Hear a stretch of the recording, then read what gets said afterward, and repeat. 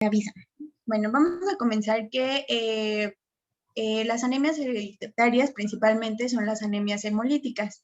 Y bueno, estas se van a presentar en la edad pediátrica y son anormalidades intrínsecas del eritrocito y van a ser de carácter hereditario. Se van a conocer defectos intracorpusculares y se comprenden 3 categorías de estas. Que se las pongo en la tabla del lado derecho, que estas categorías son los trastornos de la membrana eritrocitaria, y vamos a ver que dentro de estos trastornos está la esferocitosis y la eliptocitosis,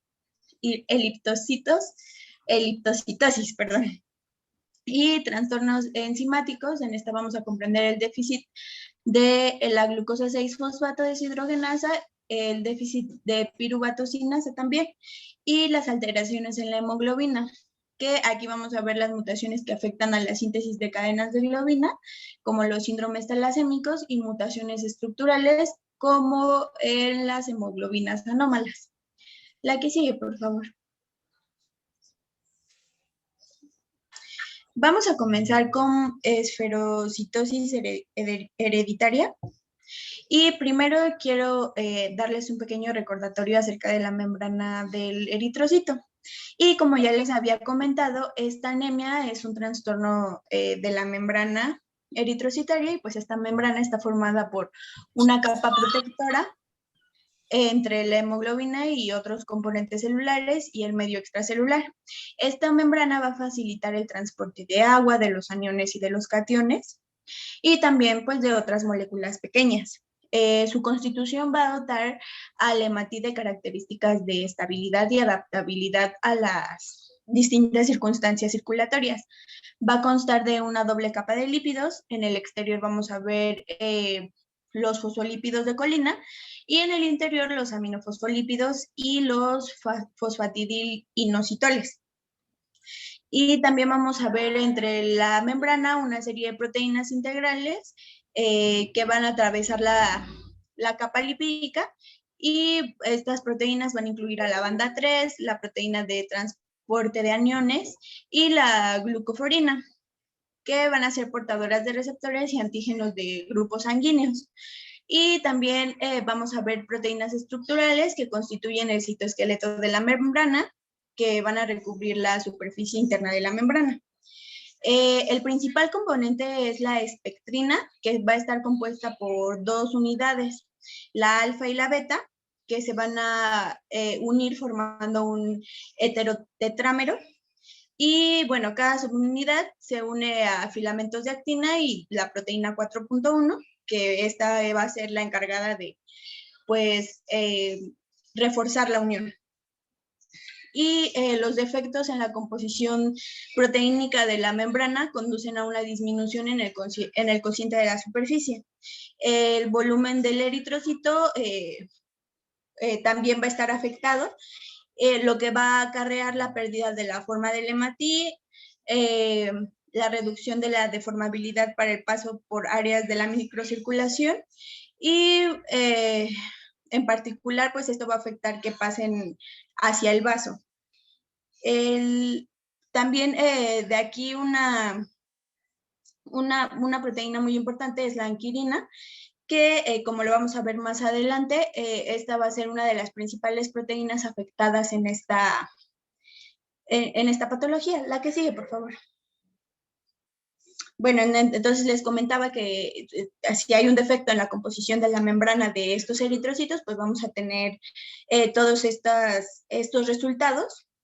Y también vamos a ver que puede haber cambios en la viscosidad citoplasmática como una consecuencia de la entrada excesiva de agua y pues un aumento de volumen.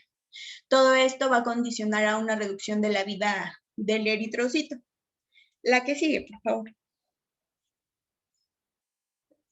Ya entrando más a la enfermedad, pues esta es una anemia hemolítica congénita que se va a manifestar por un síndrome hemolítico crónico, y van a ver hematíes esféricos, como vemos en la imagen del lado derecho, con las flechas señalando a los esferocitos. Van a ser osmóticamente frágiles, que de forma selectiva van a ser atrapados y destruidos por el vaso, y la herencia va a ser dominante en el 75% de los casos, que autosómica dominante en el 75% de los casos, y va a ser autosómica recesiva en el 25%. La incidencia va a variar por región, pero está entre 1 por cada 5,000 habitantes. La que sigue, por favor. Y bueno, dentro de la fisiopatología vamos a ver que esta puede ser causada por mutaciones en al menos en genes que ya están identificados y que van a codificar a la síntesis de cadenas alfa y beta de la espectrina o de la anquirina 1 y de proteínas de banda 3 y de la proteína de 4.2, que bueno, estos genes aquí se los presento en la tabla. Y los defectos en la anquirina son los más frecuentes en el del 30 al 60% de los casos, seguidos por los defectos en la banda 3 en un 15 a 40% de los casos, y los defectos en la cadena de la espectrina y en las proteínas 4.2 van a constituir el resto del porcentaje. La que sigue, por favor. Y bueno, la anomalía central que define la esferocitosis es la pérdida progresiva de los elementos de las capas lipídicas por microvesiculación como consecuencia de la pérdida de la consistencia del soporte de las proteínas. La pérdida de superficie con conservación de volumen va a dar lugar a la forma esferocítica y a la reducción de la capa para deformarse y pasar a través de lugares más estrechos de la microcirculación. Y pues el vaso va a tener un papel crucial en la generación y la destrucción de estos esferocitos. La que sigue, por favor. Entrando al cuadro clínico, las 3 manifestaciones de un síndrome hemolítico crónico va a ser la anemia, la esplenomegalia y la ictericia. Se expresan de forma diversa y en los pacientes afectados por esferocitosis se puede expresar de 3 formas clínicas: las formas leves, las moderadas y las severas. La que sigue, por favor. Vamos a ver las formas leves y en esta vamos a ver que no va a haber anemia, pero va a haber presencia de reticulosis que va a ser moderada, puede detectarse en la adolescencia o en la edad adulta, o bien con algún motivo de estudios familiares. Y la primera manifestación de esta puede ser con litiasis biliar. Se presenta en 25% de los pacientes que padecen esferocitosis. ¿La que sigue, por favor? Y las formas moderadas, esta es la más frecuente y se presenta en el 70% de los pacientes. Y se puede detectar en el curso de los primeros años de vida, presentando la tríada que ya les comenté, y puede requerir ocasionalmente alguna transfusión de sangre. La que sigue, por favor. En las formas graves, pues vamos a ver que hay presencia de hemólisis intensa y requerimiento de transfusiones. Esta sí es pues más, digamos que es más, el requerimiento es mayor de estas transfusiones, pero este es poco frecuente y solo se puede presentar en el 5% de los pacientes que presenten la enfermedad. La que sigue, por favor.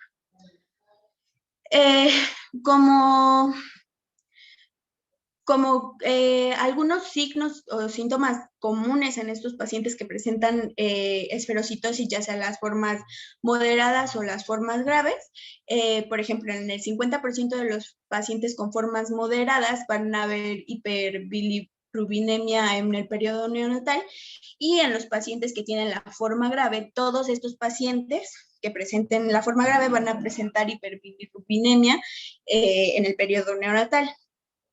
En este periodo neonatal no siempre los exámenes morfológicos son concluyentes, y las pruebas de fragilidad osmótica, que ahorita vamos a ver en el diagnóstico, son concluyentes. Por eso es preciso que se les dé un seguimiento a los neonatos con hiperbilirubinemia y que tengan una anemia de etiología no inmune. Y pues el seguimiento debe ser en los primeros 6 meses de vida. La que sigue, por favor. Para el diagnóstico, pues fundamentalmente son las manifestaciones clínicas, y en la comprobación de esferocitosis y fragilidad osmótica aumentada. En estos pacientes vamos a encontrar la hemoglobina que se va a encontrar entre 6 y 10 gramos sobre decilitro. El volumen corpuscular medio va a ser normal, pero la concentración de hemoglobina corpuscular media suele estar aumentada y va a haber un aumento de hematíes hipercrómicos. En el frotis sanguíneo se van a observar pues, los esferocitos y la fluorescencia está disminuida en el test de la eosin 5-maleimida, que se hace por citometría de flujo.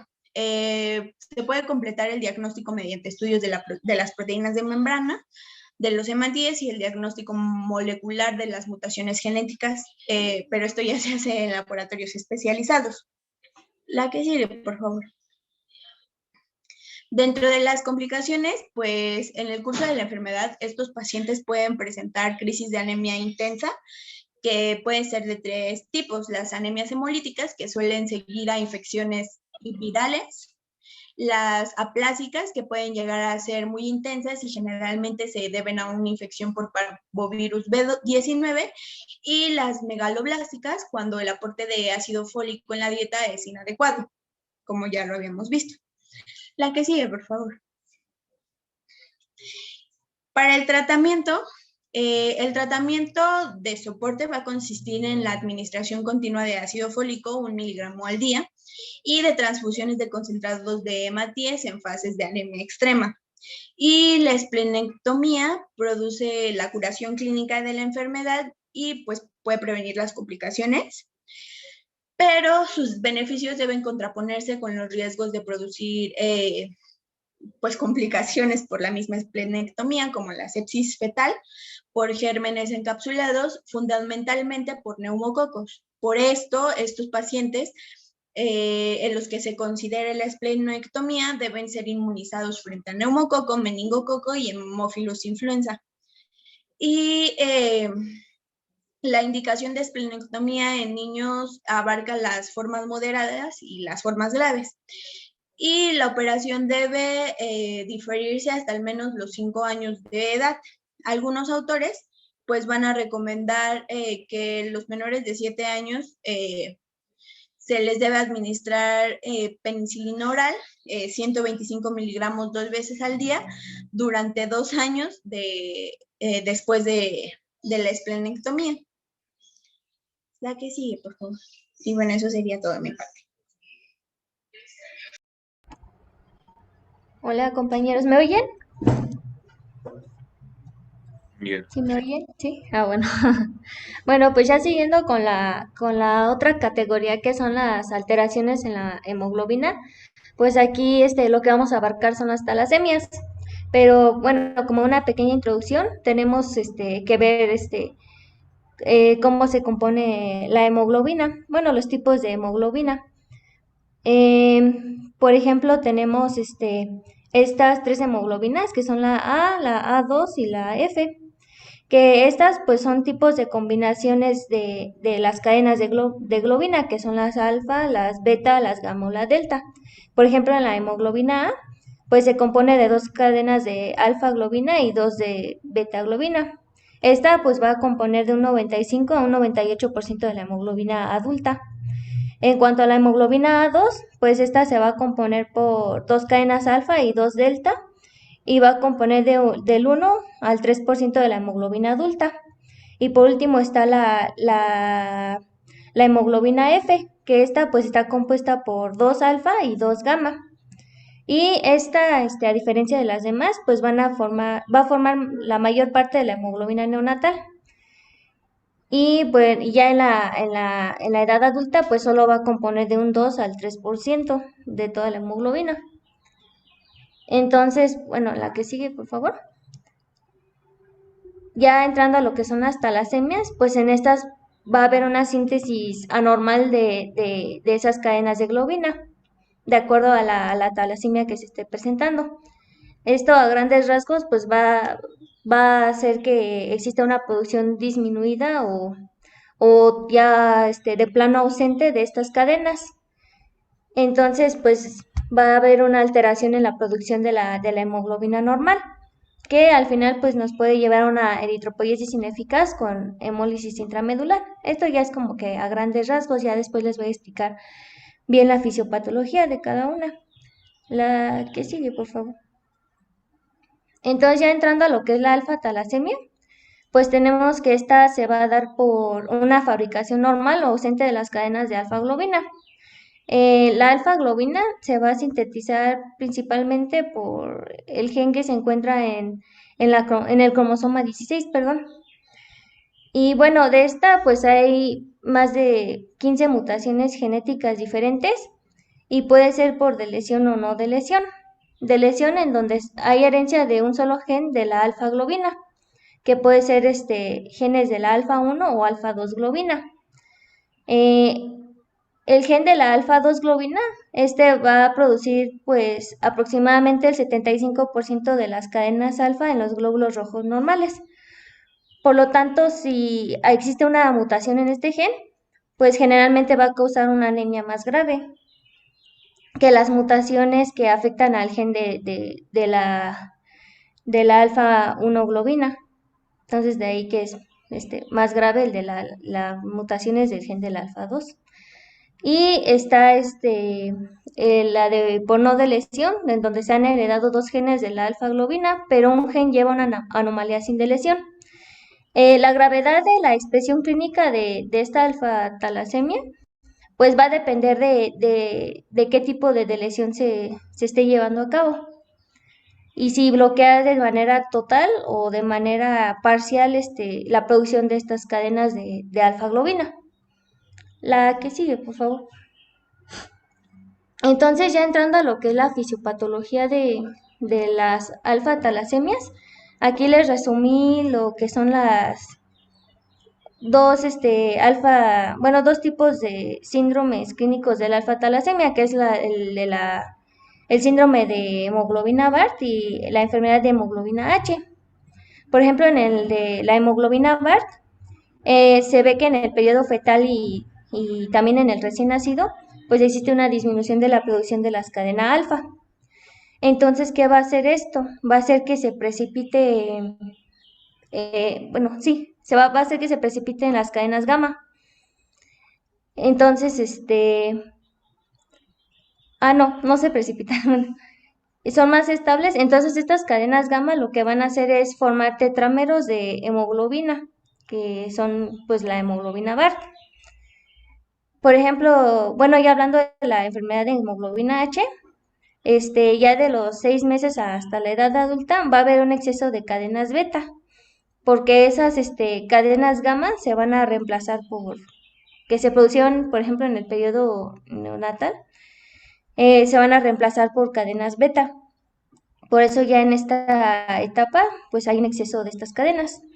Estas, igual son estables y van a formar lo que son tetrámeros de cadenas beta, perdón, que son los que van a formar pues la hemoglobina H. Eh, ya después, ya en la enfermedad de hemoglobina H, estos tetrámeros se van a precipitar debido a que son muy susceptibles a la oxidación. Entonces van a formar estos cuerpos de inclusión. Después, ya en el vaso, pues van a reconocer los macrófagos estos cuerpos de inclusión, entonces pues los van a eliminar. De ahí que pues su tiempo de vida media de estos eritrocitos pues va a disminuir, van a sobrevivir menos tiempo. Entonces esta eliminación que se da en vaso nos va a producir posteriormente una anemia hemolítica que puede ser moderada. También otro mecanismo que se lleva a cabo el síndrome de hemoglobina BART es que existe una hipoxia tisular. ¿Por qué? Porque, bueno, también sucede en la enfermedad de hemoglobina H.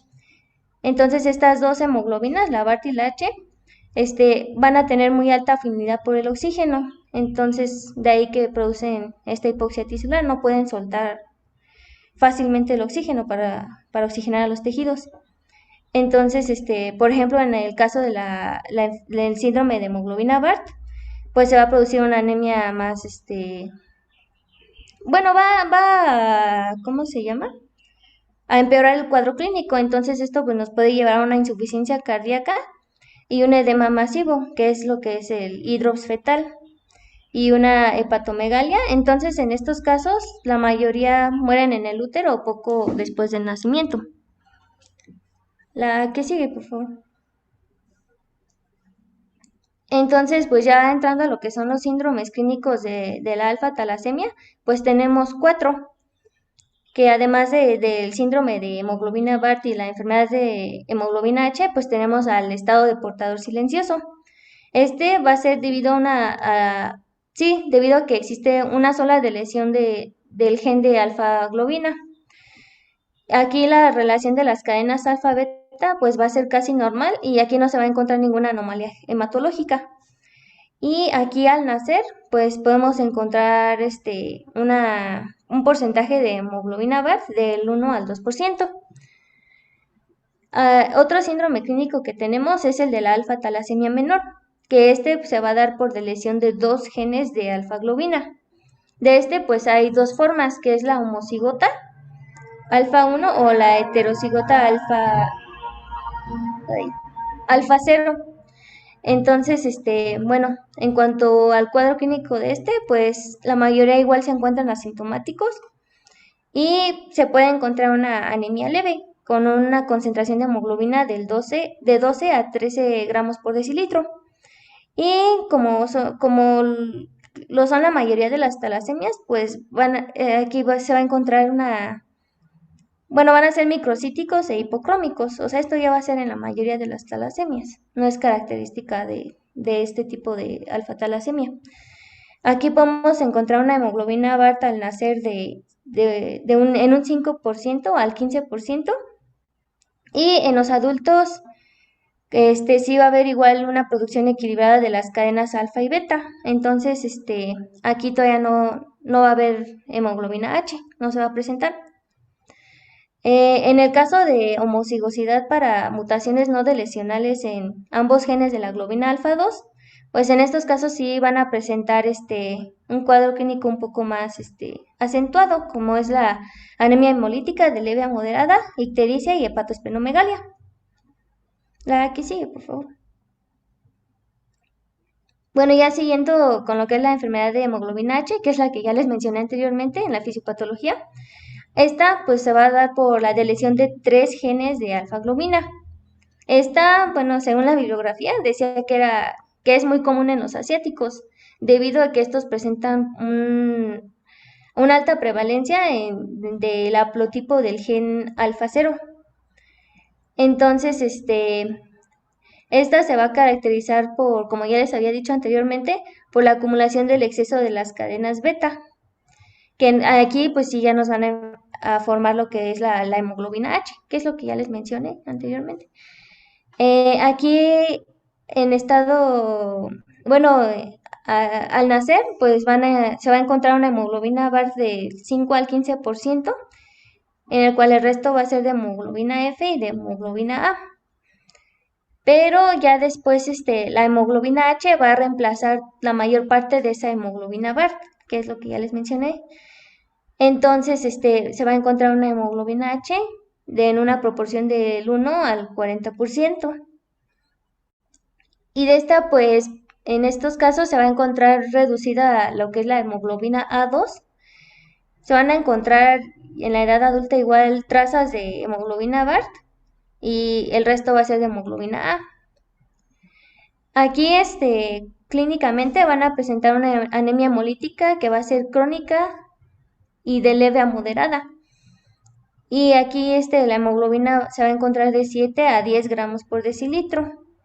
Y aquí los recuentos de reticulocitos van a ser de un 5 a un 10%. Clínicamente, pues se van a ver asintomáticos y en la médula ósea se puede presentar una hiperplasia, eritroide y esplenomegalia. Perdón. Estos casos pues no van a requerir transfusiones regulares. Y bueno, otra cosa que vi es que si presentan estos pacientes infección, embarazo o exposición a fármacos oxidantes, pues aquí sí es cuando se puede desencadenar un cuadro clínico más acentuado, que es lo que es la crisis hemolítica, que esta pues sí va a requerir transfusiones. De hecho, esta crisis hemolítica es lo que a menudo nos va a ayudar a detectar esta enfermedad, porque pues como ya les dije, estos suelen ser asintomáticos. Dale a la siguiente, por favor. Y ya en cuanto al frotis de sangre periférica, aquí los hallazgos que podemos encontrar es eritrocitos microcíticos hipocrómicos, puede haber poiquilocitosis marcada y células diana. O sea, eso primero que les estoy mencionando es como que muy común en las talasemias, no es característico igual de este tipo de talasemia. Lo que sí hay que recordar de esta talasemia, de esta enfermedad de hemoglobina H, perdón, es que se pueden encontrar inclusiones granulares finas, perdón, y estas se van a encontrar uniformemente distribuidas. De hecho, la bibliografía lo menciona como en pelotas de golf o frambuesas, y es la imagen que se ve hasta abajo, a la derecha. Y eso se ve con la tinción de azul crescilo brillante o azul de metileno nuevo. La que sigue, por favor. Y el último síndrome clínico, que igual ya les mencioné, que es el de hemoglobina BART. En pues, ya hay una ausencia de la producción de todas las cadenas de alfa-globina. Entonces, como si lo puedan recordar de lo que ya mencioné, es que aquí la hemoglobina BART va a ser la más predominante, que es la que es formada por tetrámeros de cadenas de gamma globina. Aquí, como ya les había mencionado, la mayoría de los casos mueren en el útero un poco después de nacer. ¿Y cómo podemos encontrar el feto?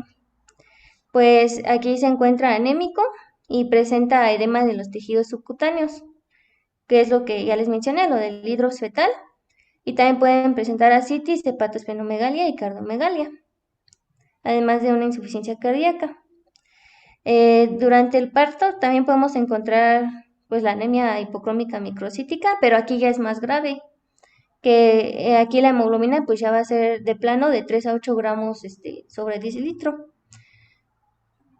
Aquí otros hallazgos que podemos encontrar es que tienen la cavidad de la médula ósea expandida.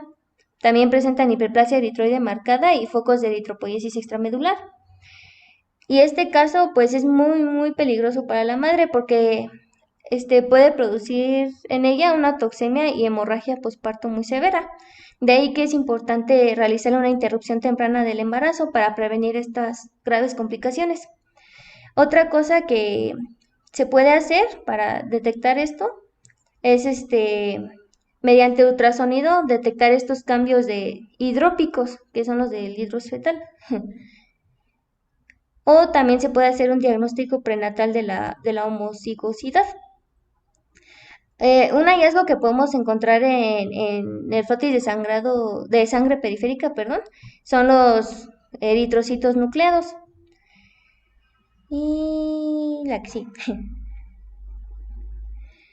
Ya entrando a lo que es la beta talasemia, pues va a ser un trastorno hereditario que va a ser el resultado de varias mutaciones. De se han identificado más de 200 que causan enfermedades y en raras ocasiones puede ser por lesiones de la beta globina, del gen de la beta globina, perdón, que se encuentra en el cromosoma 11. Eh, pues, como su nombre lo dice, va a causar una síntesis reducida de la cadena de beta globina, de la hemoglobina. Y bueno, igual el cuadro clínico va a depender si existe una producción disminuida o ausente. E igual se va a dividir en 4 síndromes clínicos, que son la beta talasemia menor, la intermedia o la mayor. Y también puede estar se puede encontrar en estado de portador silente, o sea, los que no presentan síntomas como tal. La que sigue, por favor. Y bueno, entrando a lo que es la fisiopatología de esta, pues es muy parecida a la de la alfa-talasemia. Aquí, en las beta-talasemias, pues va a haber cadenas alfa en exceso. Sí, se van a ir acumulando. Entonces, estas lo que van a hacer es precipitarse en los glóbulos rojos en desarrollo. Entonces, lo que van a hacer es formar cuerpos de inclusión, que estos cuerpos de inclusión van a causar después un estrés oxidativo y daño a la membrana celular. Entonces, después se va a desencadenar una apoptosis y los precursores de los glóbulos rojos dañados y apoptóticos van a ser después fagocitados y destruidos en la médula ósea por macrófagos activados. También va a haber una acumulación de hierro que es después esta acumulación va a ser más que nada por la transfusión que se va a dar después al paciente. Entonces, esa acumulación de hierro también puede contribuir a la misma apoptosis de la célula. También, ¿qué otra cosa? La muerte prematura de los precursores de los glóbulos rojos en la médula ósea, pues es lo que nos va a contribuir a una eritropoiesis ineficaz. Entonces, ¿qué va a hacer la médula ósea? Lo que va a hacer es intentar producir glóbulos rojos, pero estos no pueden ser bueno, intenta producir esos glóbulos rojos, pero ya cuando los libera, pues suelen ser células que no son viables a la circulación. También las células que se liberan, que tienen esas inclusiones nucleares, perdón, van a ser destruidas destruidas por macrófagos en el vaso, que es lo que nos va a producir pues esa esplenomegalia. Y también otra cosa es que va a haber un aumento en el catabolismo de la hemoglobina. Entonces, ¿qué nos va a producir esta? Pues va a aumentar la, la concentración de bilirrubina indirecta, que posteriormente, pues esto clínicamente se va a reflejar como una ictericia. También puede producir cálculos biliares y úlceras en las piernas. Otra cosa que pasa en este tipo de talasemia es que, perdón, bueno, como va a haber una hipoxia igual tisular debido a que no se están produciendo la suficiente hemoglobina, pues se va a aumentar la producción de eritropoyetina en el riñón. Entonces eso nos va a causar una expansión masiva de la médula ósea, una hiperplasia medular. Entonces esto nos va a causar ¿cómo se llama? Deformidades en los huesos, fracturas patológicas y hematopoiesis extramedular. También va a aumentar la absorción gastrointestinal de hierro. Y bueno, en cuanto a esto de las deformidades óseas, a ver, dale a la que sigue, Braulio. Pues podemos encontrar, esto se puede reflejar en las radiografías como un aspecto de pelo en punta, así es como lo menciona en la bibliografía, que es porque va a haber estrías verticales de las trabéculas óseas. También, como se puede ver en la imagen B, pues va a haber una severa osteoporosis, las pseudofracturas que ya les mencioné, y el fémur, como se puede ver en la imagen, se va a encontrar más arqueado. A ver, dale la que sigue. También otra cosa otro hallazgo clínico que hay de esta enfermedad es una facies talasémica, que aquí pues va a haber una prominencia de la frente, que es conocida como protuberancia frontal. También va a haber prominencia de los pómulos y de la mandíbula superior. Y la que sigue. Y pues ahí hay otra imagen igual de cómo se ve esta facies talasémica. Esta esto de la fisiopatología que les estoy mencionando es más que nada en los casos graves, porque en los casos asintomáticos pues no va a suceder todo esto. La que sigue, por favor. Y bueno, ya entrando a lo que son los diferentes síndromes clínicos de las beta-talasemias, tenemos el que ya les dije, el estado de portador silencioso, que se va a dar por mutaciones heterogéneas del gen de la beta-globina. Y aquí solo va a haber una pequeña disminución en la producción de las cadenas beta. Aquí las proporciones de cadenas alfa y beta son casi normales y aquí no existen anomalías hematológicas. En cuanto a la beta-talasemia menor, aquí un gen de la beta-globina se va a ver afectado por una mutación que disminuye o anula la expresión, mientras que otro gen de la beta-globina va a ser normal. Aquí sí se va a encontrar una anemia leve y asintomática. En el caso de los hombres, pues se va a encontrar una hemoglobina de 12.4 a 14.2 gramos sobre decilitro y en las mujeres una hemoglobina de 10.8 a 12.8 gramos sobre decilitro. Aquí el recuento eritrocitario se va a encontrar normal o ligeramente elevado y son microcíticos hipocrómicos con un volumen corpuscular medio menor a 75 fentolitros y una hemoglobina corpuscular media de 25 picogramos, menor a 25 picogramos, perdón. Aquí los reticulocitos se van a encontrar normales o ligeramente elevados.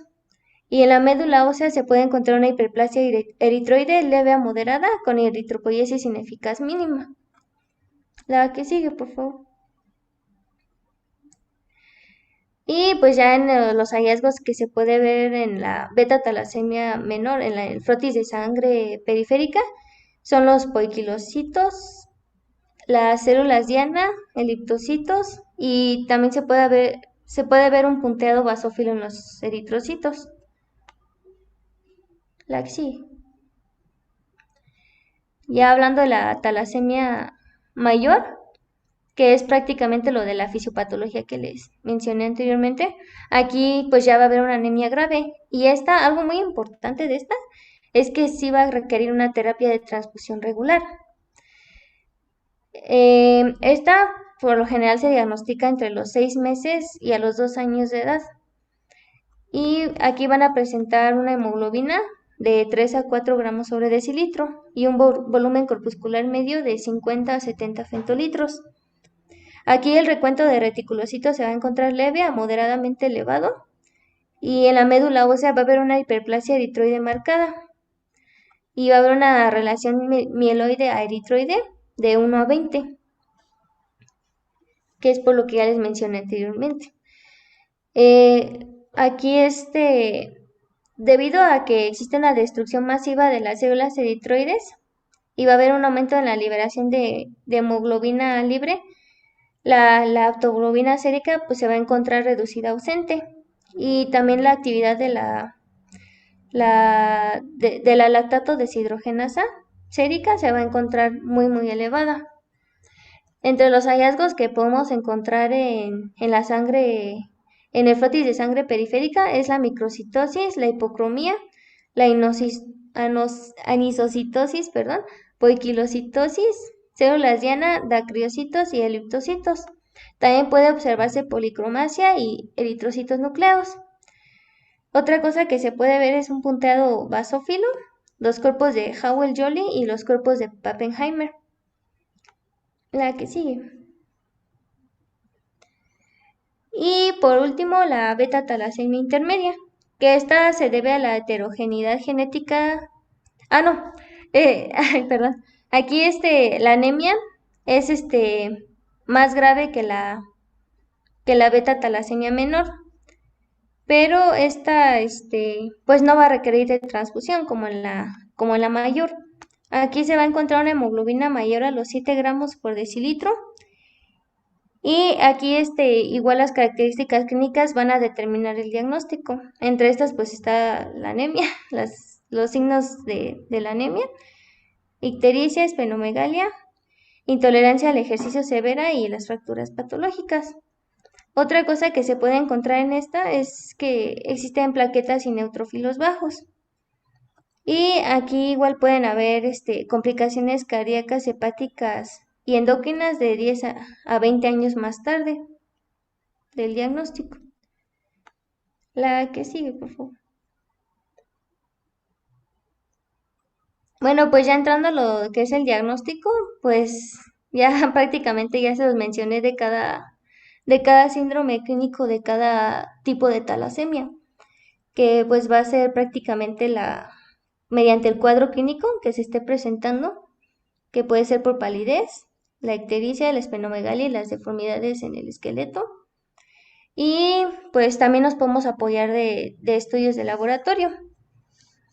Por ejemplo, la con una biometría hemática, donde podemos ver el recuento de los sanguíneo completo, que pues como ya les dije, en todas las talasemias se van a caracterizar por ser hipocrómicas y microcíticas. También se puede hacer el frotis de sangre periférica, donde podemos ver igual reticulocitos que pueden ser ligeramente o moderadamente aumentadas.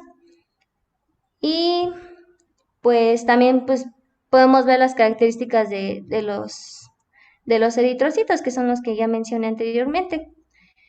Y algo que se puede hacer para hacer diagnóstico diferencial con la anemia ferropénica es el estudio de la ferritina sérica, que aquí en estos casos se va a encontrar normal o ligeramente aumentado. Aquí para ya hacer un diagnóstico presuntivo se puede realizar lo que es la tinción supravital, que en esta, por ejemplo, en el caso de la alfa talasemia, pues aquí podemos encontrar las inclusiones que ya les había mencionado anteriormente en la enfermedad de hemoglobina H. Eh, y también se puede hacer una cuantificación por electroforesis mediante, bueno,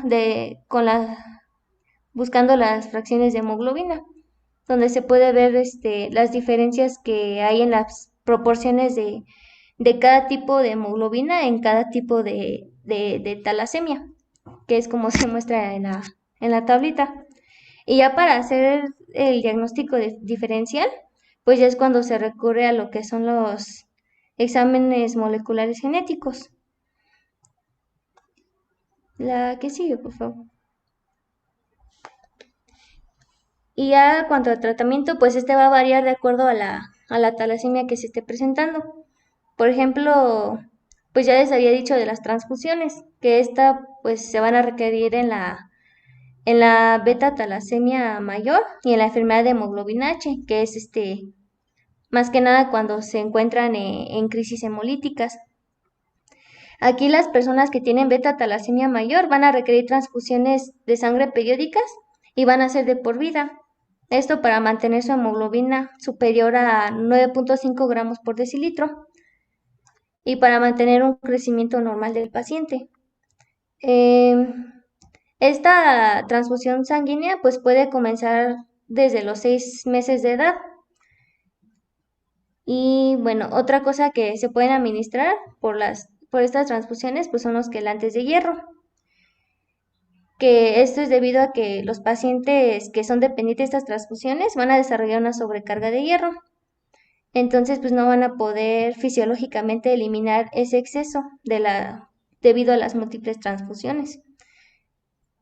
Entonces este tratamiento lo van a requerir a partir de los 5 u 8 años y en la bibliografía recomienda administrar lo que es la deferoxamina por vía subcutánea o intravenosa. Otro tratamiento que tenemos puede ser el trasplante de médula ósea, que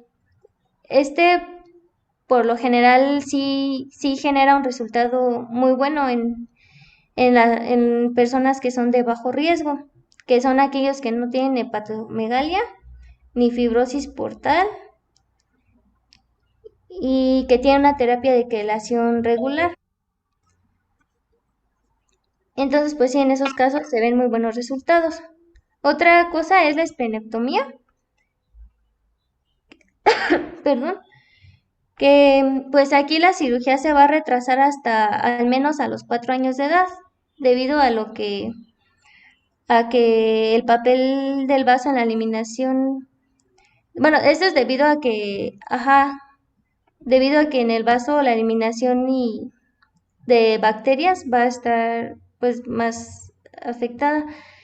Entonces, como ya lo dijo mi compañera Kate, aquí se deben de administrar lo que son las vacunas de polisacáridos neumocócicos para prevenir cualquier infección.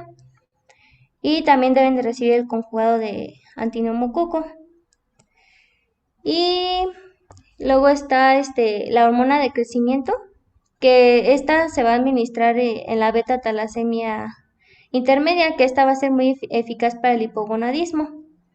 Y por último está el ácido fólico, que aquí se administra una suplementación oral diaria con 1 miligramo. Y esto es para personas que tienen evidencia de deficiencia de folatos. Y ya sería todo de mi parte. Bueno, ahora vamos a continuar con la deficiencia de glucosa 6-fosfato deshidrogenasa y esto pues ya implica un trastorno enzimático. La siguiente, por favor. Ay, gracias.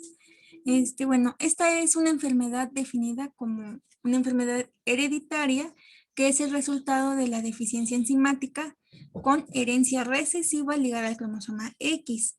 Ajá, esta enfermedad va a predominar sobre todo en regiones tropicales y subtropicales y en general es una deficiencia enzimática de las más comunes. Afecta a 400 millones de personas, en total el 10% de la población. Se dice que en 1956 esta enfermedad fue descrita en las personas que estaban enfermas de malaria y las trataron con primaquina. Entonces se dieron cuenta que tenían un cuadro hemolítico muy parecido al que tenían las personas que comían habas y también a los recién nacidos con ictericia neonatal. En México tenemos una prevalencia de 0.95 y en general los lugares más afectados, como les digo, es Asia, Medio Oriente, el Mediterráneo y Nueva Guinea.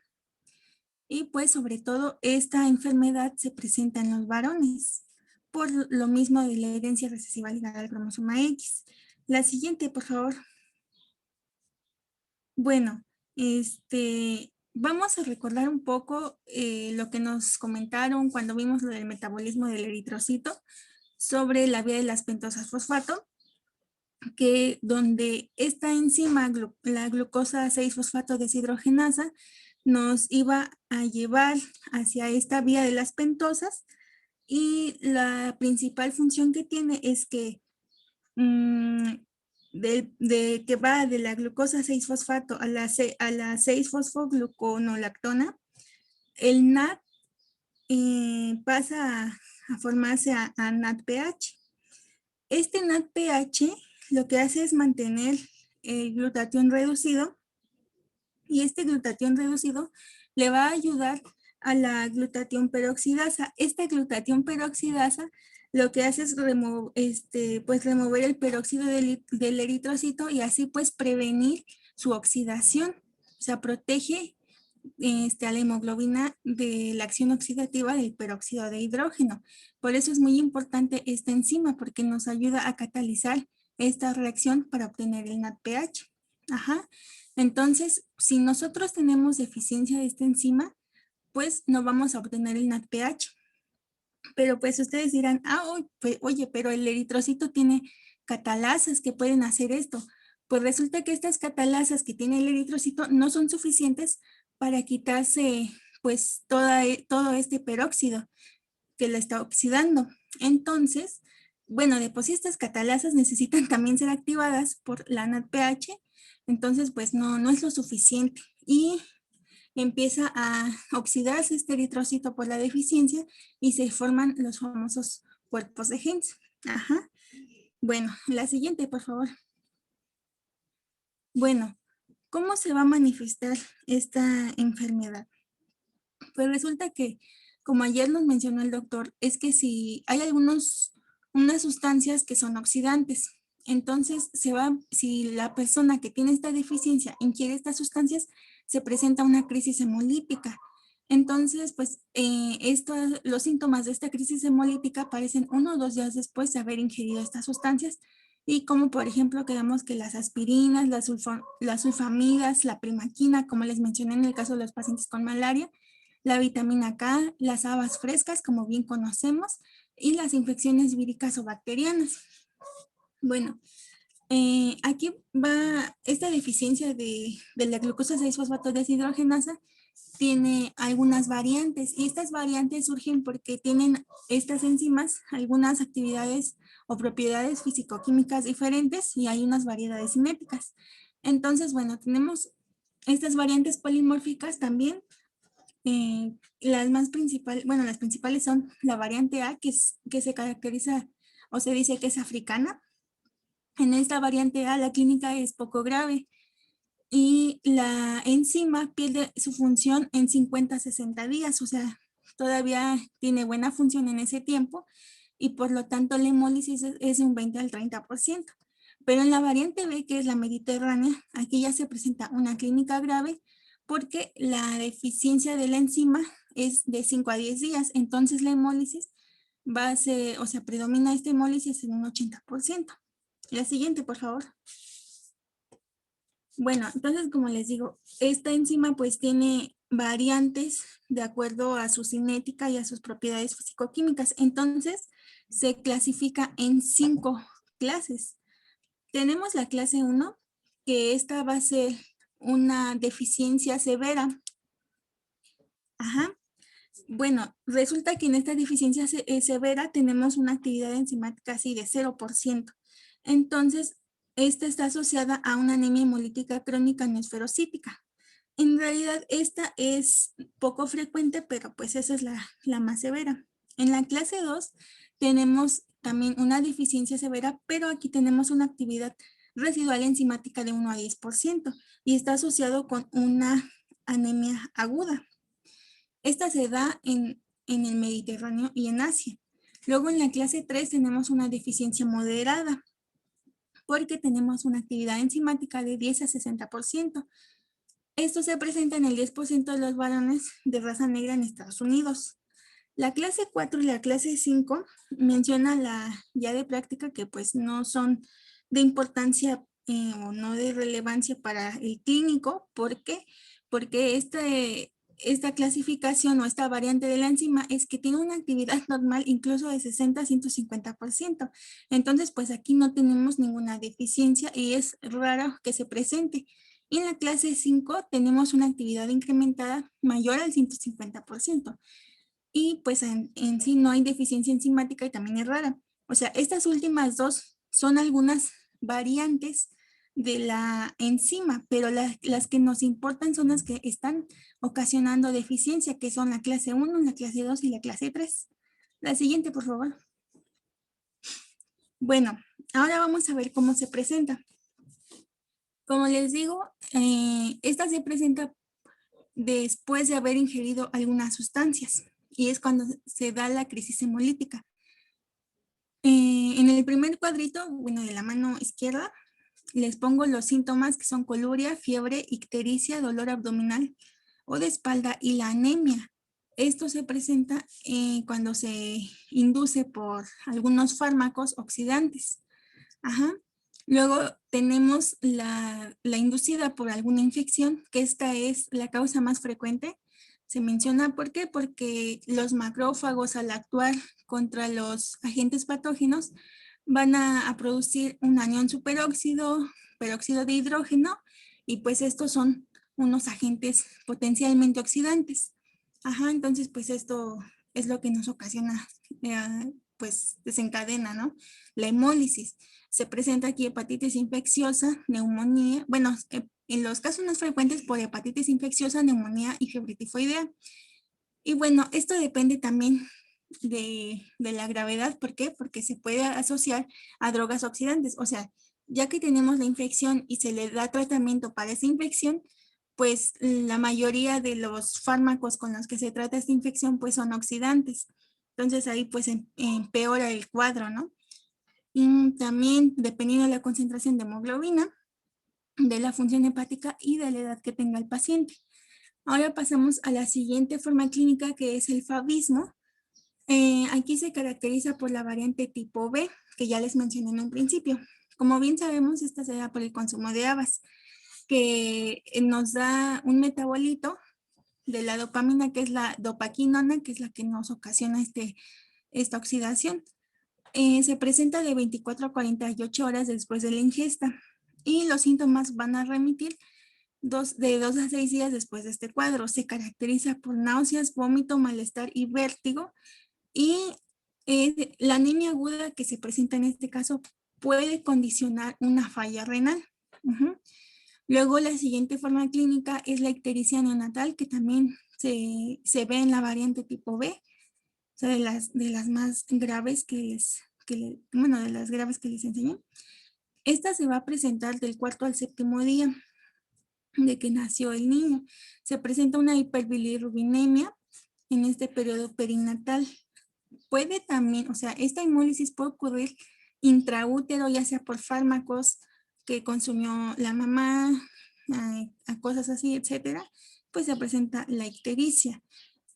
En este caso hay una elevación de la bilirrubina indirecta, una gran cantidad de bilirrubina indirecta, que nos puede llevar a un cuadro de kernicterus, que como sabemos es que por esta elevación de la bilirrubina indirecta hay daño cerebral y de los nervios auditivos. Entonces esto puede condicionarle al niño una discapacidad cerebral, bueno, sí, una discapacidad intelectual, parálisis cerebral, sordera, incluso hasta la muerte. Bueno, luego en la última forma clínica tenemos la anemia hemolítica crónica no esferocítica. Esta se dice que que la hemólisis se presenta bajo estrés. Los factores agravantes que tenemos son la anemia diseritropoyética congénita, esferocitosis hereditaria, entre otras. Y bueno, se presenta como un grado intenso de la deficiencia enzimática, y lo característico en esta anemia es la esplenomegalia, los cálculos biliares y la hemólisis extravascular. La siguiente, por favor.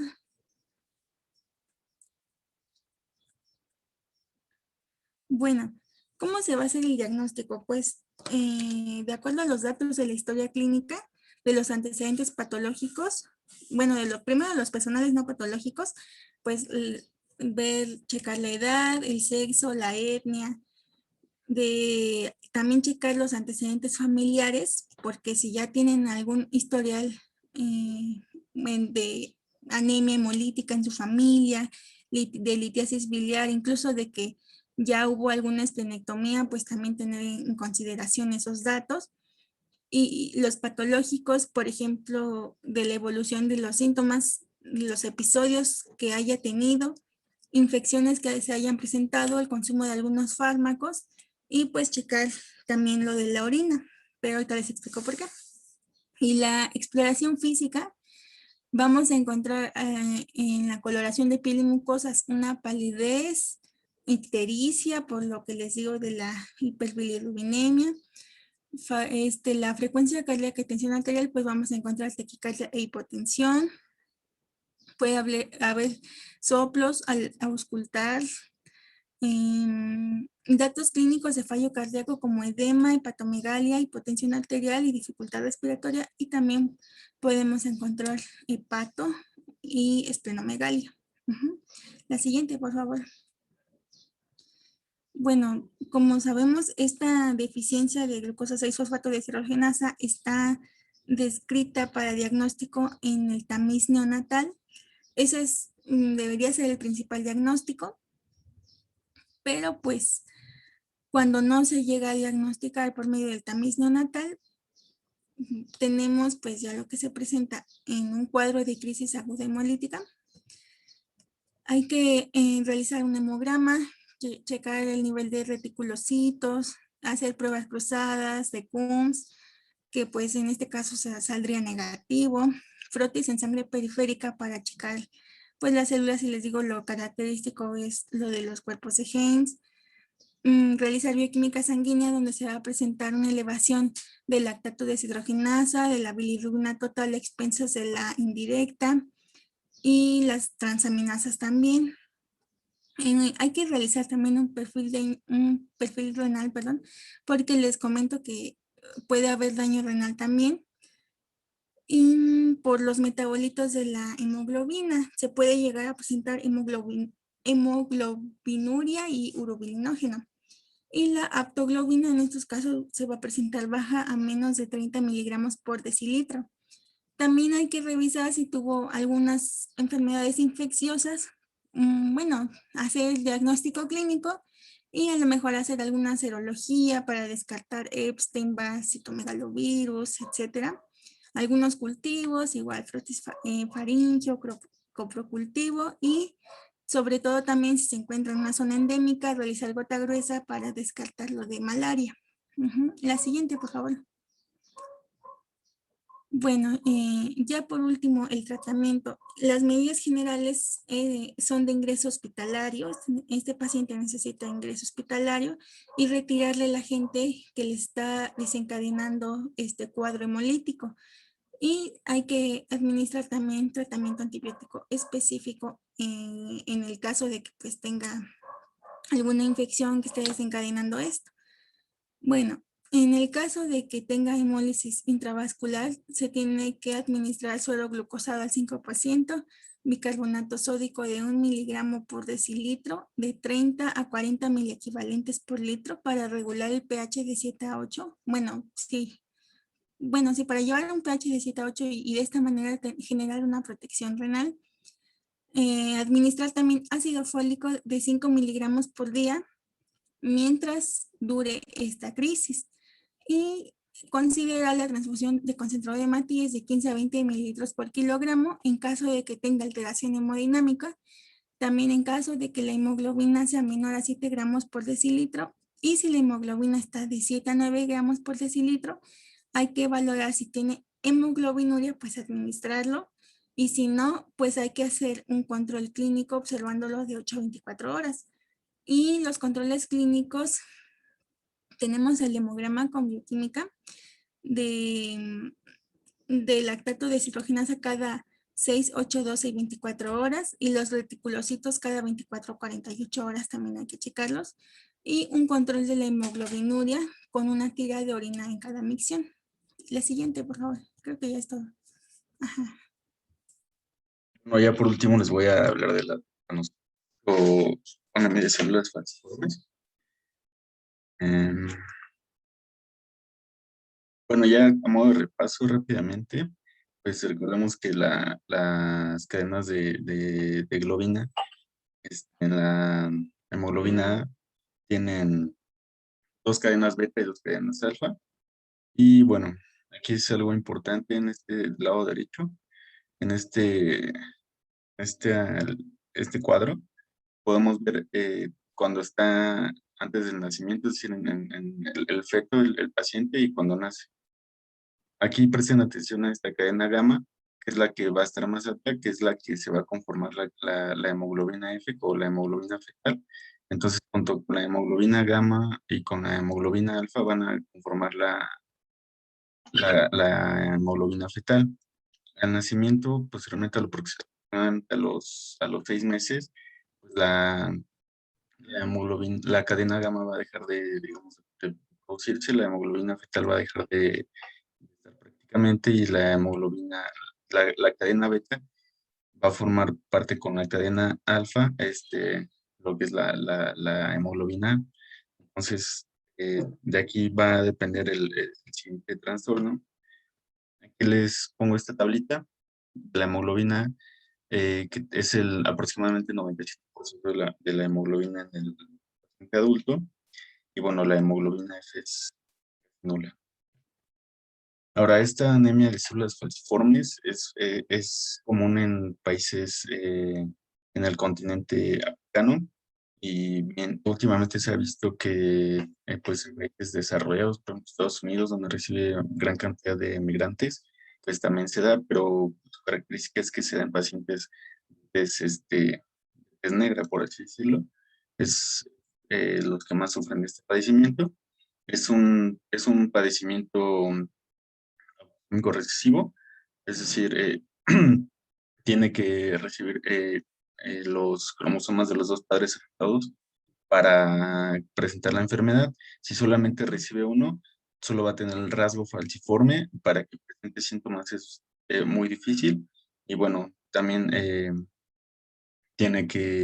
puede haber uno que nazca totalmente sano. O sea, la probabilidad de que un paciente salga con anomia de células falciformes es 1 de 4. Ahora, el cromosoma que va a estar afectado en esta anemia es el cromosoma 11. Cada par lo va a dar uno de la mamá y uno del papá. Si solamente recibe uno afectado, va a ser un heterocigoto. Si recibe los dos, es un homocigoto. Y aquí es cuando va a presentar esta patología. Bueno, entre todos los genes que codifica este cromosoma, está el de la beta-hemoglobina. Entonces aquí es donde está el defecto. Ahora, al haber este defecto en este cromosoma 11, aquí en las cadenas de nucleótidos, en la posición 6 es donde está el error. Entonces, aquí en vez de haber bueno, aquí normalmente hay una adenina, que cuando está este problema presente, la adenina va a ser sustituida por una timina.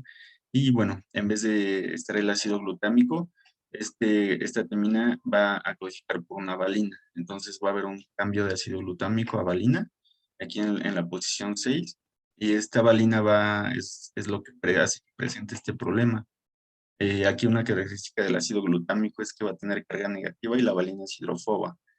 Em, eh, eh, a consecuencia de va a formar interacciones hidrofóbicas con alanina, fenilalanina y leucina, y se va a polimerizar, es decir, promueve polímeros cruzados que forman el glóbulo rojo. La polimerización se refiere a que se va a juntar con otras hemoglobinas. Aquí se me olvidó algo. Cuando está presente ya no se va a llamar hemoglobina, se va a llamar hemoglobina S de ciclo en inglés o en español quesos, que es la forma que le da al vitrecito. Podemos ver aquí. No, perdón.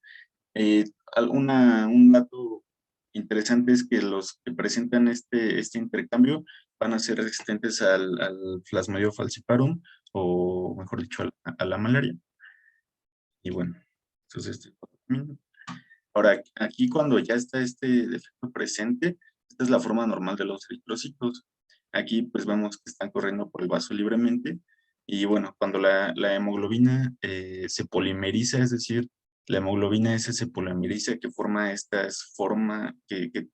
forma como alargada, va a hacer que el eritrocito se expanda y haga esta forma de hoz que vemos aquí.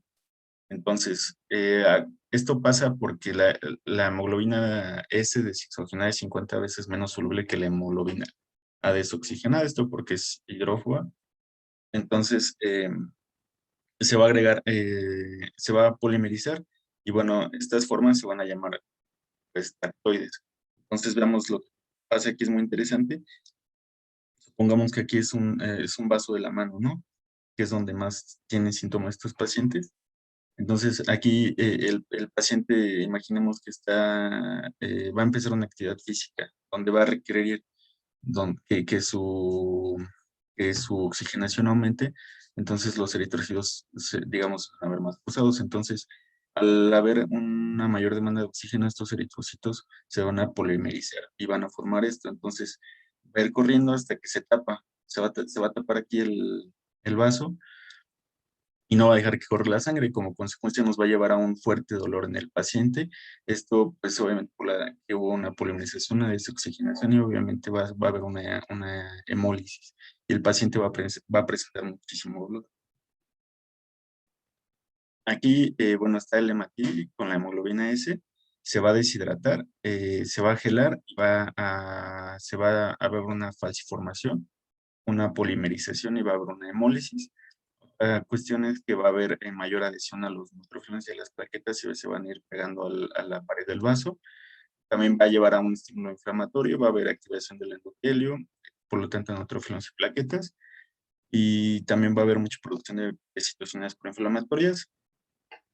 Y bueno, ahora las características de esta anemia hemolítica es que van a ser células falciformes indeformables, como tienen esta forma, los tactoides, es decir, como si les pusiéramos unos palos a los y pierdan esa forma bicóncava.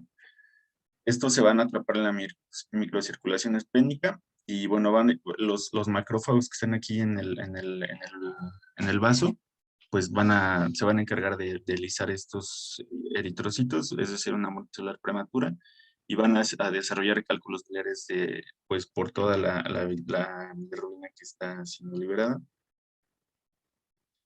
Lo que les acabo de comentar del vaso, cuando se tapa, se va a llamar crisis vasoclusivas. Van a presentar muchísimo dolor. Estas células falciformes se van a alojar en los vasos sanguíneos de tamaño pequeño o mediano. Se van a presentar por hipoxia, por eso les el ejemplo de un niño, ¿no? Que está jugando o alguna actividad que represente mayor, digamos, los músculos necesiten mayor aporte de oxígeno. También en estados de infección, estas pues van a igual a requerir más grado de oxígeno. En una acidosis, en deshidratación, esto es muy importante, y en problemas de frío. Los que más sufren van a ser los metacarpianos y los metatarsianos. Su nombre clínico es dactilitis, es el nombre que le da a este dolor de manos, o síndrome de pie-mano en los niños. Va a haber como consecuencia una lesión tisular y orgánica en los huesos, pulmones, riñones, hígado y cerebro. Va a haber crisis hemolíticas, bueno, van a acompañarse de crisis vasoconstrictivas. Como está ahí el tapón, pues se van a ir lisando. También crisis aplásicas debidas a infección y a porovirus y déficit de folato. El folato, pues como va a haber, el sistema va a detectar que no hay una gran cantidad de eritrocitos, entonces vamos a desarrollar muchos. Y como hay mucho desarrollo, se bota mucho folato, entonces va a haber un déficit de folato. Y el vaso va a estar aumentado de tamaño en niños debido a los eritrocitos atrapados. Eso va a ser una esplenomegalia. Y después va a haber un hipoesplenismo, que es una esplenectomía, autoesplenectomía. Como hay muchas lesiones que hay adentro, entonces se va a empezar a fibrosar, y después el vaso se va a volver pequeño. Esto ya va a ocurrir a los 6 años de edad. Entonces, esto va a producir un posible secuestro esplénico mortal. A consecuencia de que no hay vaso, recordemos el papel del vaso en los microorganismos encapsulados, entonces el paciente va a tener más riesgo de presentar infecciones por Streptococcus pneumoniae, que es un microorganismo encapsulado, puede presentar neumonía. Y bueno, si tienen alguna tendencia a osteomelitis por salmonela, en un paciente, digamos, que no tenga esta presencia, la osteomelitis va a ser mayor por Streptococcus pneumoniae, pero en estos Streptococcus pyogenes, pero en estos pacientes se ve que es mayor por salmonela. Bueno, otras complicaciones va a ser priapismo, cuando el pene pues tiene la erección, hay mucho riego sanguíneo, entonces obviamente también va a haber más demanda de oxígeno. Al haber más demanda de oxígeno, estas células se polimerizan y bueno, van a tapar todo el regreso sanguíneo, el retorno sanguíneo, provocando un priapismo. Pues también es doloroso. Las crónicas en las piernas, por la estasis que va a haber, retinopatía plurifilativa, hipertensión pulmonar y síndrome torácico agudo. Y bueno, los hallazgos en el laboratorio son, vamos a encontrar hemoglobina de 6 a 9 miligramos por decilitro, reticulocitosis, células falciformes en extensión de sangre. La detección de hemoglobina es en la electroforesis, no va a haber hemoglobina A. Eritrocitos falciformes tras la mezcla con metabisulfito sódico. Esta es la prueba de falciformación. Se toma una muestra de sangre, se le pone el metabisulfito sódico, lo que va a hacer que la célula se polimerice, y ahí vemos cuando ya tenemos estas células en forma de os. Bueno, aquí ya más explicado. El dolor pues va a ser vasoclusivo, es síndrome torácico agudo, puede haber infartos tisulares, osteonecrosis y úlceras. Como ya lo comenté, el vaso va a estar, digamos, atrofiado, va a haber sepsis, neumonía, meningitis por los microorganismos encapsulados, va a haber ya en una etapa crónica, va a haber úlceras en las piernas, osteomielitis. Como consecuencia de la destrucción va a haber anemia, crisis aplásicas, crisis de secreción esplénica y crisis hiperhemolíticas. Puede haber un tromboembolismo venoso. A nivel del sistema nervioso central vamos a tener ictus isquémicos y hemorrágicos y esquema agudo transitorio en un cuadro crónico, infartos cerebrales silentes y el deterioro cognitivo. En el pulmón va a haber síndrome torácico agudo, podemos tener asmas, embolias grasas y tromboembolismo pulmonar, y en una etapa crónica, hipertensión pulmonar, enfermedad pulmonar y crónica. En el riñón, pues recordemos que sus vasos son de calibre muy pequeño, entonces podemos tener un infarto renal, hematuria, toxicidad con la medicación, el fallo renal y el síndrome nefrótico agudo, lo que nos va a llevar a una hipertensión, al fallo renal crónico, tubulopatías, diabetes insípida neurogénica y carcinoma medular renal. Y en los huesos va a haber dactilitis, que es este dolor que les comenté, necrosis avascular, osteoporosis y osteomielitis. Bueno, en síntomas en el corazón vamos a tener infarto al miocardio, arritmias, disfunción autonómica, y en un cuadro crónico, disfunción diastólica, fallo cardíaco, sobrecarga férrica en los pacientes transfundidos. Hepatobiliares va a haber crisis de secuestro hepático, colecistitis, colestasis intrahepática y litiasis biliar. En el vaso, crisis de excreción esplénica y infartos esplénicos. También podemos ver una atrofia esplénica y con hipofunción y riesgo infeccioso. En la oclusión, en el ojo, pues oclusión de la arteria retiniana porque se va a estar tapando por las células en esta forma. También puede haber desprendimientos de la retina. Obstétricas, pues ya nos imaginamos lo que puede pasar. Hay complicaciones fetales simultáneas durante el embarazo, genitourinaras, citamos al priapismo, posteriormente a la disfunción eréctil. Y bueno, endocrinas, pues retardos en la pubertad y dificultades en el crecimiento. Ahora, ¿qué vamos a encontrar en el laboratorio? Este es un frotis de sangre. Aquí vamos a ver pues ya esta célula falciforme. Es un tipo de anemia normocítica, normoclónica y es regenerativa. Es moderada hasta los 6 meses. Aquí es algo interesante. Va a ser moderada hasta los 6 meses porque en los 6 meses de edad es cuando la hemoglobina fetal deja de existir. Entonces, la hemoglobina S es la que va a estar, la que es predominante y van a empezar a tener estos problemas. La hemoglobina va a estar de 5 a 10 gramos por decilitro en Frotis. Vamos a encontrar los cuerpos de Howell-Jolly. Estos cuerpos de Howell-Jolly es un reflejo del vaso atrófico. Entonces, cuando en el Frotis nosotros los encontremos, tenemos que pensar luego en que el vaso está haciendo un papel ahí importante. El recuento de reticulocitosis es alto. La elevación de la lactato deshidrogenasa también es alto y va a reflejar la hemólisis crónica. Ahora aquí en la electroforesis, aquí es un estudio normal en donde podemos ver del lado izquierdo que la hemoglobina A, perdón, este es de un paciente que tiene un rasgo falciforme, es decir, no va a presentar síntomas como el que lo tiene, como el que es homocigoto, este va a ser heterocigoto. Entonces, en el que solo tiene el rasgo, es decir, solo una cadena beta está afectada, solo el 52% va a ser de hemoglobina A, el 1% es de hemoglobina fetal y el 45% es de hemoglobina S. Estos pacientes, solo si tienen un evento o digamos que se exponen a un evento donde su cuerpo requiera mayor cantidad de oxígeno o un estrés muy fuerte, entonces llegan a presentar síntomas, pero no es tan común porque tienen pues poca hemoglobina S. Ahora en los que ya son homocigotos, es decir, las dos cadenas beta están afectadas, pues si se dan cuenta no hay hemoglobina A, solamente hay hemoglobina S y la hemoglobina fetal está en un 80%. Aquí es cuando ya empiezan todos esos problemas. Ahora, ¿cuál va a ser el tratamiento? El tratamiento se centra principalmente en una antibiótico-terapia porque son propensos a tener infecciones. Y bueno, en la bibliografía que consulté, pues es comenzar con un tratamiento con penicilina o eritromicina en los primeros 3 meses de vida y continuar al menos hasta los 5 años. todas las vacunaciones que ya mencionamos, suplementos vitamínicos, en especial el ácido fólico, vitamina D y calcio si se requieren, también suplementos de hierro y, bueno, la hidroxiurea. La hidroxiurea lo que hace es aumentar la hemoglobina fetal. Esta pues se ha demostrado un beneficio para disminuir eventos clínicos graves a cualquier edad, tiene buena tolerancia y baja mutagenicidad. La transfusión pues va a mejorar la oxigenación y va a disminuir el porcentaje de la hemoglobina S y por tanto los fenómenos vasoclusivos. Esta pues tiene que ser frecuente.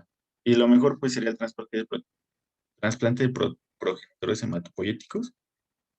En la bibliografía dice que es el único tratamiento curativo que tiene supervivencia mayor al 95% de los 15 años, pero es de alto riesgo y bueno, no es tan fácil, ¿no? Conseguir esto de trasplantes.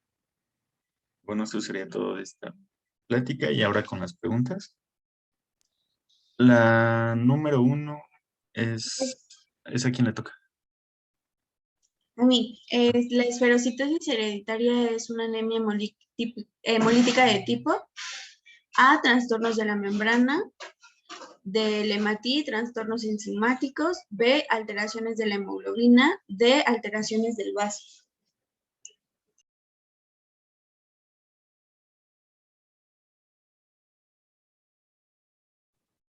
Lo mío. ¿Esa? ¿Los trastornos de la membrana del hematí? Sí. 2, proteína más común de la membrana afectada en la esferocitosis. A, banda 3, B, espectrina, C, anquilina 1, D, proteína 4.2.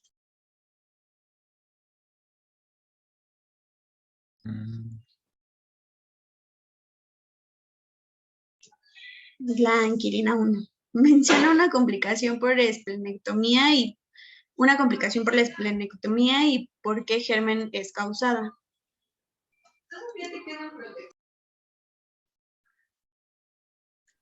¿Sepsis? Sí, la sepsis neonatal, que es causada por gérmenes encapsulados. El más común, pues, es el neumococo. 4. ¿Cómo se llama afectado en la anemia de células falciformes? ¿Es A24, el cromosoma 11, el cromosoma 13 o el cromosoma 2? Bueno, es el cromosoma 11. Cadena afectada en la hemoglobina S, beta, alfa, delta o gamma. Bueno, es la cadena beta. El ácido glutámico se sustituye por tiamina, adenina, guanina o uracilo. Tiamina.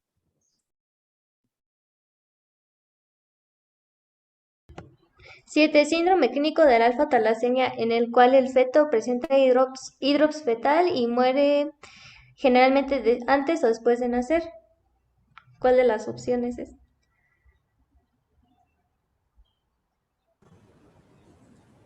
¿Es síndrome de hemoglobina de Bart? Sí, es esa. 8. Síndrome clínico de la beta-talasemia, que es dependiente de una transfusión sanguínea regular. ¿Cuál de esas opciones?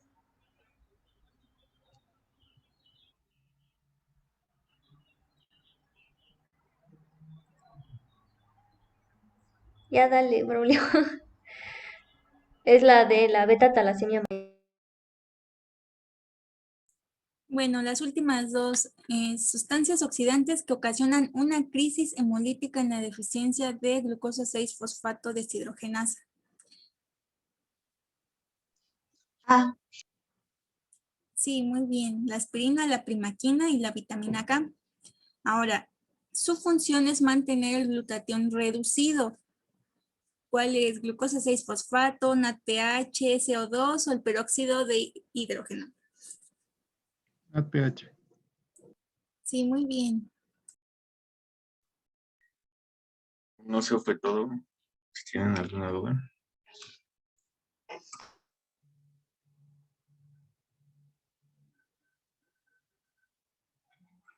Bien, ¿cuál es la alteración más frecuente de las membranopatías?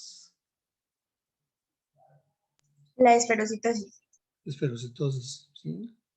¿Cuál es el mecanismo? ¿Qué defecto hay en el citoesquelético? ¿Qué induce?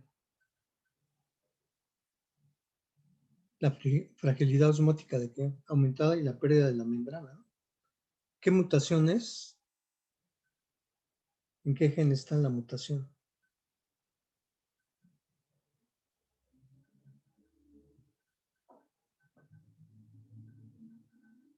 Es la espectrina, ¿sí? ¿Qué herencia es? Es autosómica dominante. Autosómica dominante. ¿Cuáles son las manifestaciones clínicas?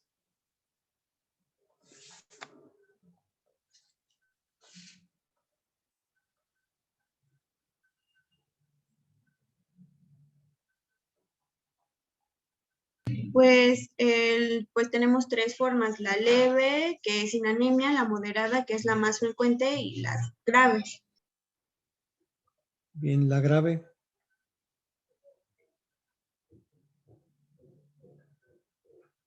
Pues hay una presencia de hemólisis intensa y pues se puede haber requerimiento de transfusiones. También tenemos hiperbilirubinemia. ¿Qué más? Anemia, ictericia. ¿Y cuál es la otra? Esplenomegalia, ¿no? ¿Qué laboratorio, en el laboratorio que encontramos? Pues la hemoglobina se va a encontrar disminuida. El volumen corpuscular medio puede ser normal. La concentración de hemoglobina corpuscular media está aumentada. Hay hematíes hipercrómicos y en el frotis podemos observar esferocitos. También tenemos la citometría de flujo y aquí vamos a ver que hay una fluorescencia disminuida. Eso es. ¿Y cuál es el tratamiento? El tratamiento, pues se agrega ácido fólico y también puede ser la transfusión de concentrados de hematíes en anemia extrema, y el tratamiento definitivo pues es la esplenectomía. Que, Sí. Sí, ¿qué más, perdón? bueno, esta nos produce la curación clínica de la enfermedad y pues previene las complicaciones, pero pues también puede traer complicaciones como las infecciones por los gérmenes encapsulados, como el neumococo. Neumococo, meningococo y hemófilos influenzas. Por eso hay que vacunar a nuestros pacientes después de hacer una esplenectomía, o antes, perdón, ¿sí? Y posteriormente es dar el seguimiento. ¿Cuál es la dosis de ácido fólico? Ya habíamos mencionado que en todas las hemólisis íbamos a dar tratamiento con ácido fólico. 1 miligramo al día. 1 miligramo al día, y cuando es una crisis hemolítica, 5 miligramos al día, ¿sí? Entonces, cuando está el problema. La hemoglobina en el cuadro severo, ¿de cuánto la encontramos aproximadamente? Puede llegar a ser menor de 6. De 6 a 10, ¿no? Más o menos, o menor de esta cantidad. Entonces, se requieren en los pacientes en ocasiones la transfusión sanguínea también, de ese tipo de pacientes. Alfa talasemia, ¿en dónde se ve con más frecuencia? ¿En qué países? En el Mediterráneo, Mediterráneo. ¿Qué defecto es en la síntesis de qué? pues de las cadenas de globina. De las cadenas alfa, ¿no? Alfa, sí. Y esto produce un incremento de las cadenas betas que precipitan e inducen a la hemólisis. ¿Cuál es la causa? La pérdida o mutación de uno o más de los genes, ¿no? De la cadena alfa de la hemoglobina.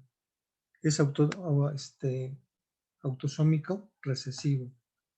Manifestaciones clínicas van a estar variables de acuerdo a las mutaciones, cuántas mutaciones están afectadas de los genes, ¿sí? Entonces va a ser desde asintomático hasta incluso que pueden llegar a desencadenar pérdida de la vida o muerte intrauterina en el producto, ¿sí? ¿Qué hay que hacer en este tipo de pacientes? ¿Cuál es el tratamiento? Transfusión. Son las alfa y beta talasemia las que requieren mayor porcentaje de transfusiones, ¿sí? Son hemoglobinas que se van de 3, 4 de hemoglobina, entonces requieren en forma constante la transfusión sanguínea. ¿Esto qué conlleva? A una sobrecarga de hierro, ¿no? Entonces hay que tener uso racional de las transfusiones, si lo medita adelante, si no mantenerlo, no transfundirlo, y para este exceso de hierro que se da de tratamiento, Quelantes de hierro.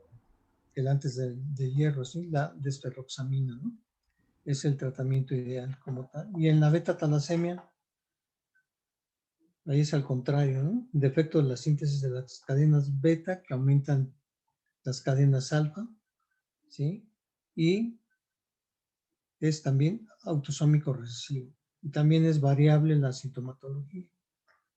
Y aquí es evitar también la sobrecarga de hierro, el uso racional de transfusiones. Aquí no damos, obviamente, ácido fólico, ¿sí? Y los quelantes de hierro como tal en este tipo de pacientes.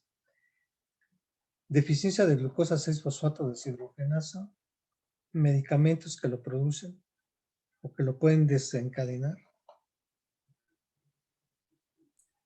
Puede ser las aspirinas, la primaquina, ¿Qué más? es la vitamina K, sulfamidas. Y el alimento, Las habas. habas, ¿no? Es el famoso fabismo cuando come el paciente habas y a los 2 días presenta las manifestaciones clínicas. ¿Y cuáles son las manifestaciones clínicas? Pues hay 5 formas de que se manifieste, pues inducido por drogas, por infección, pero en general pues es la anemia. En el favismo pues son náuseas, vómito, malestar y vértigo. Incluso la anemia puede llevar a una falla renal. Y en la ictericia que se da en los neonatos puede llegar al kernicterus. Ok. ¿En qué patología encontramos cabello erizo, úlceras y fracturas patológicas? Aumento de absorción de hierro, deformidades óseas. En la beta talasemia mayor, no. Beta talasemia. ¿Sí? Bien. ¿Qué hacemos con este paciente de, bueno, pues células falciformes? Antes que nada, ¿dónde encontramos los cuerpos de Heinz? ¿En qué patología de estas? En la deficiencia de glucosa 6-fosfato deshidrogenasa. Sí, bien.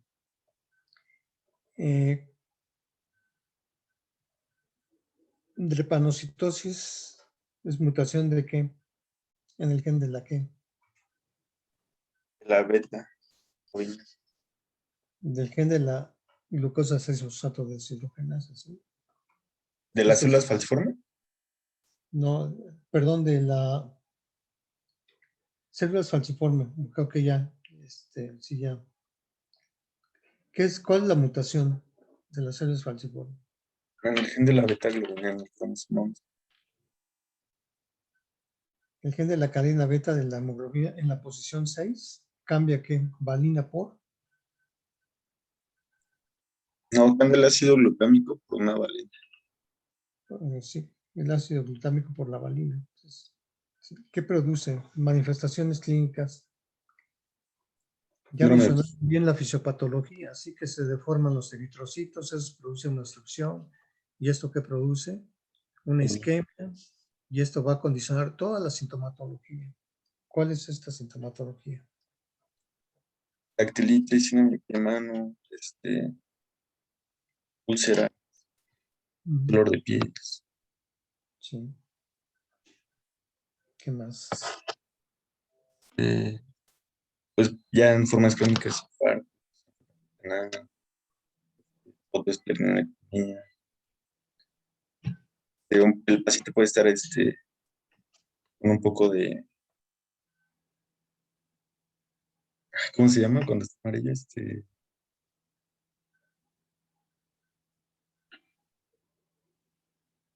Ah,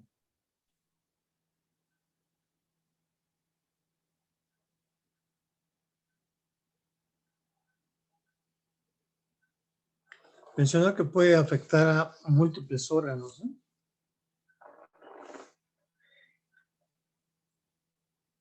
¿Qué más?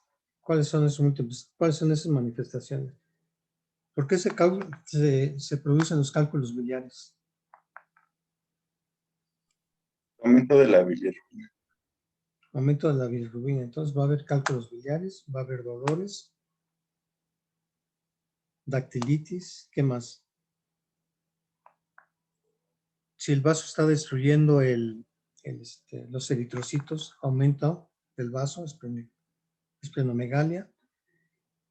Y esta esplenomegalia con las alteraciones que sufre, hay autoesplenectomía, ¿sí?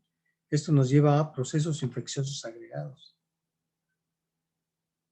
¿sí? ¿Qué más nos conllevan?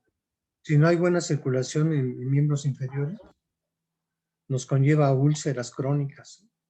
¿Qué más? A nivel pulmonar, hay una obstrucción sanguínea que produce. Síndrome torácico agudo, que es dolor, puede haber asma, Ujú. embolias, como un TEP. Así es, hipertensión pulmonar, síndrome torácico agudo. ¿Qué más hay? Sistema nervioso central, ¿qué dijeron? Sí, químicos y hemorragia. Puede haber infartos, ¿no? Sí, ya en lo más crónico, un infarto. Sí. A nivel de riñón,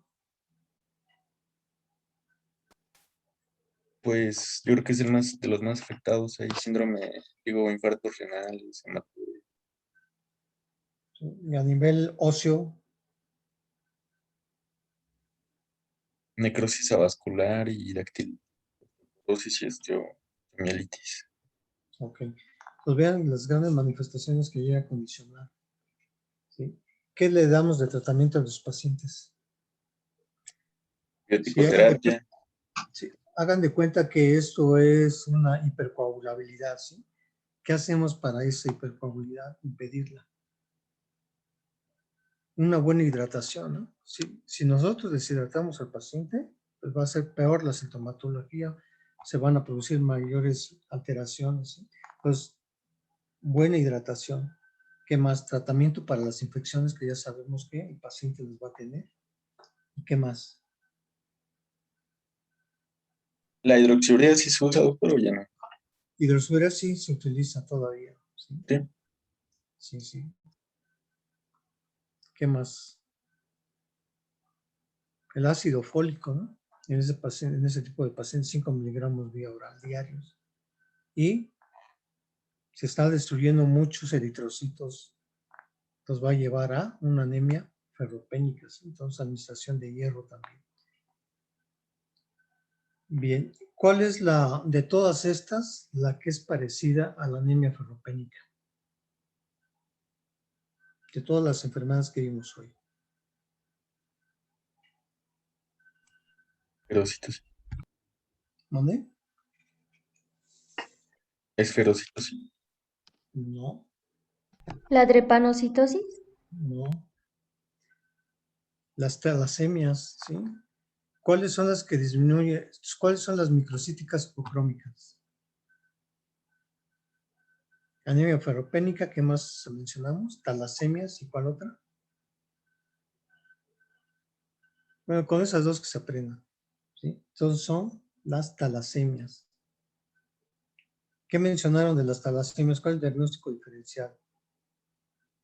Sí, con la anemia ferropénica. Ujú. Entonces, en la talasemia, ¿qué vamos a encontrar? Hierro elevado, la anemia ferropénica disminuido, ferritina, ¿cómo va a estar en una y en otra? Y lo mencionaron, ustedes mencionaron eso, ¿no? Sí, sí lo mencioné. Pues Ferritina sérica, ¿cómo va a estar? Normal o aumentada, ¿sí? El hierro, normal o aumentado en la talasemia. ¿Qué más? Hierro en eritroblastos va a estar aumentado en la talasemia. Electroforesis aumentada, ¿sí? En la talasemia. Entonces, el diagnóstico diferencial. ¿Qué más dijimos? Bueno, aquí también puede haber anisocitosis, ¿no? O no, en alfa talasemia, sí, sí puede haber. ¿sí? Entonces, esto se descarta, ¿no? Entonces, ancha distribución del electrocito, ¿cómo está en el hierro, en la deficiencia de hierro?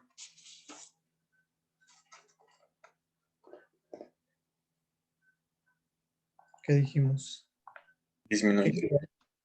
No, ¿qué equivalía a eso? A una anisocitosis, ¿no? Ancha distribución del eritrocito.